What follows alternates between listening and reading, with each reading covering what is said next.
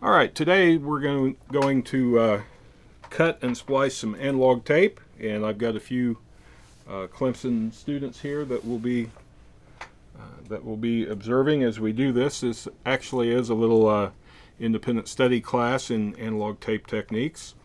I used to cut tape all the time, but now I think I do it like once a year or something, so I'm not in practice like I used to be. So we're going to try and do an actual tape splice here, and I don't have much in the way of old music tapes that I really want to cut, so I've got a spoken word tape here. This is a local NPR radio broadcast from 1998, and it's a Clemson faculty member.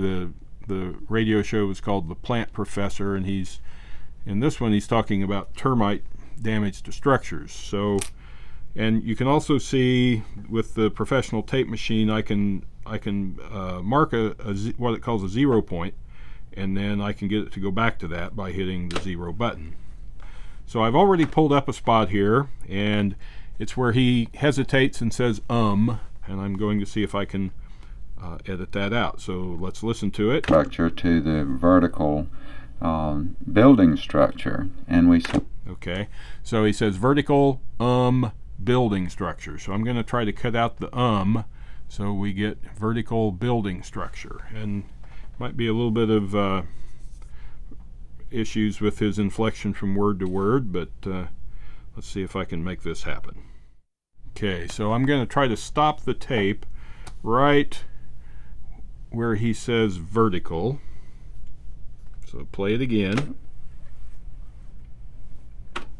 Structure to the vertical.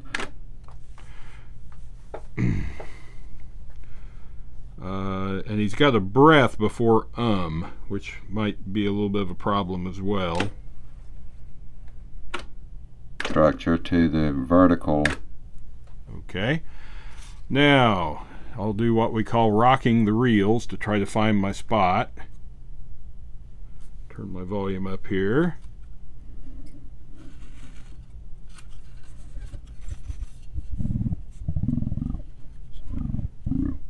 So I think that's the end of the word vertical. And right there, I think that's his breath.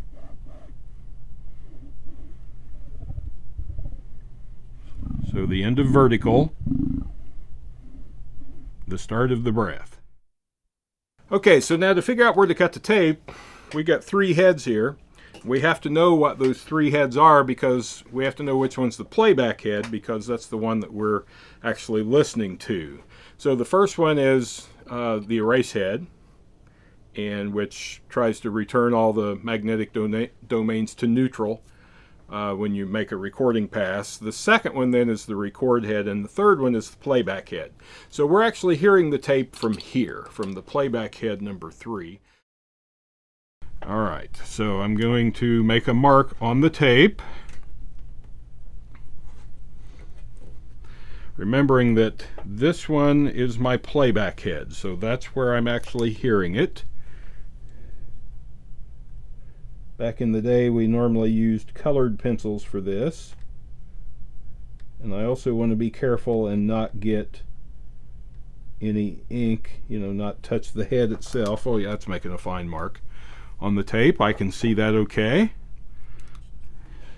And now I'll pull that down into, on the tape machine we have built in here this splicing block. And you see in the splicing block I can make a straight cut or 2 different diagonals. I'm going to go with the 45-degree diagonal. So for those of you that do this kind of thing in modern digital audio workstations, that would be like having a crossfade. And it's good to have a clean, sharp razor blade, and I got a very good cut there. All right, now this is going to be tricky. I'm taking out very little here.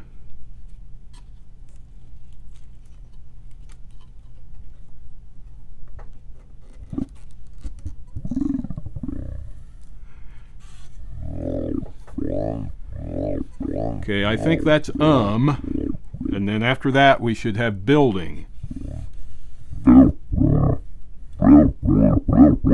Yeah, that's a strong syllable, that consonant B.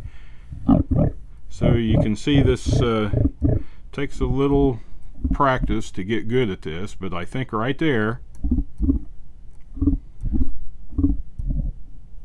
is the word building. So I'm going to put just a little space in front of it so as to leave a little space between his words. End of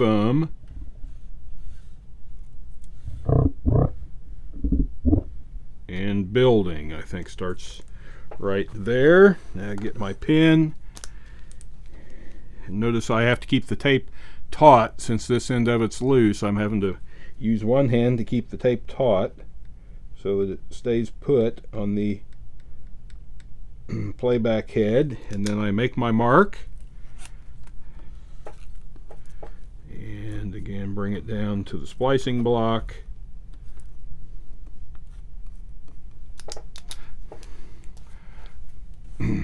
Back in the days that I had to do this more frequently, I can remember sometimes getting annoyed with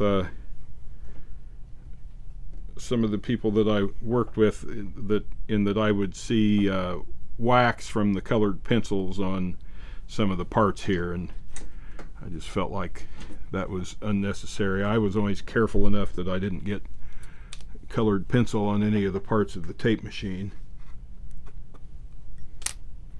All right, so there we go. That short piece of tape is hopefully a breath, So I'll lay that aside. And now we'll bring the two ends together.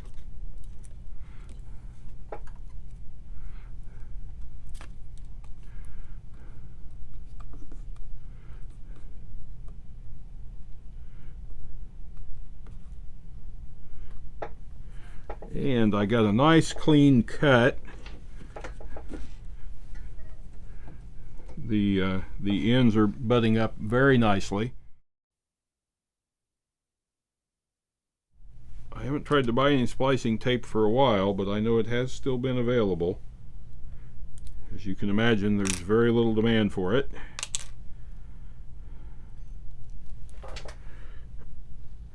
Alright, and the splicing tape is manufactured to be slightly narrower than the audio tape that we're putting it on.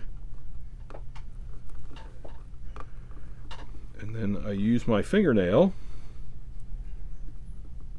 to get it all pressed down smoothly, get all the air bubbles out of it.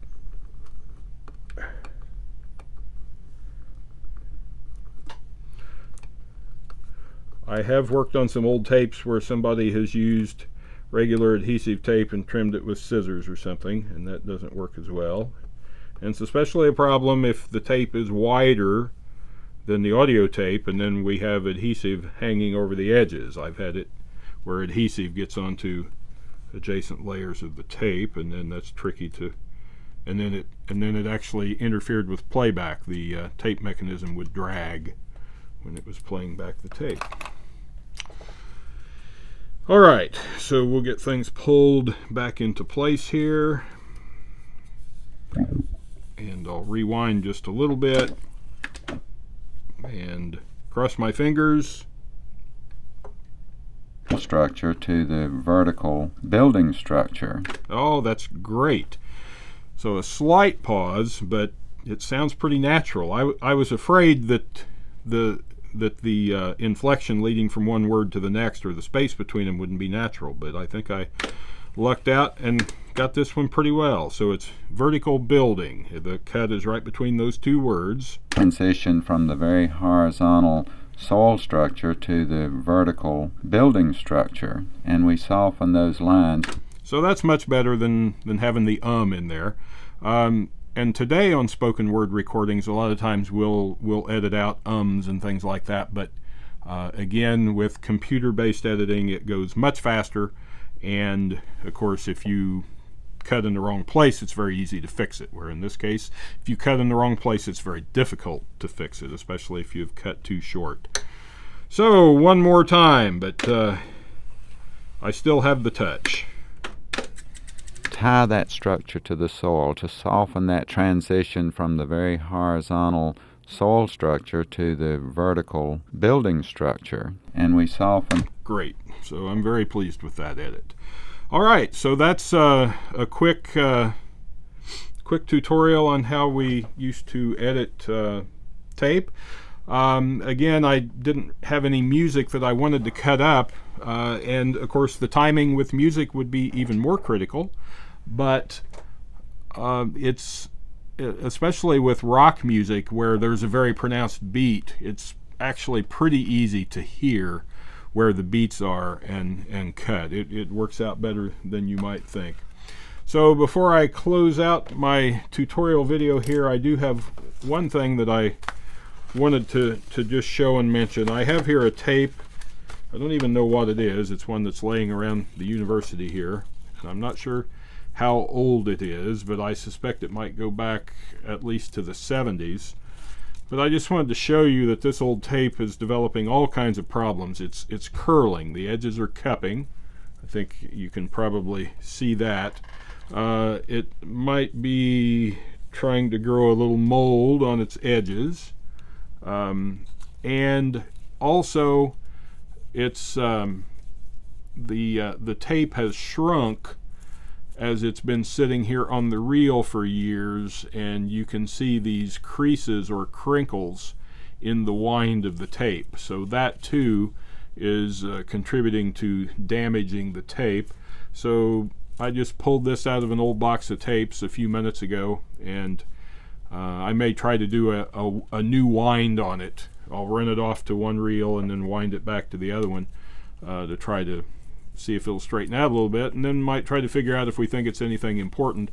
But I wanted to show this just to kind of make the point that a lot of older tapes are really getting in bad shape, and if anyone knows of any significant, culturally important recordings that are sitting around on tape somewhere, we really are running out of time to try to transfer these things to digital where they can be saved longer. So anyone that ever has the opportunity to help get any culturally important tapes like this digitized, I would encourage you to do so.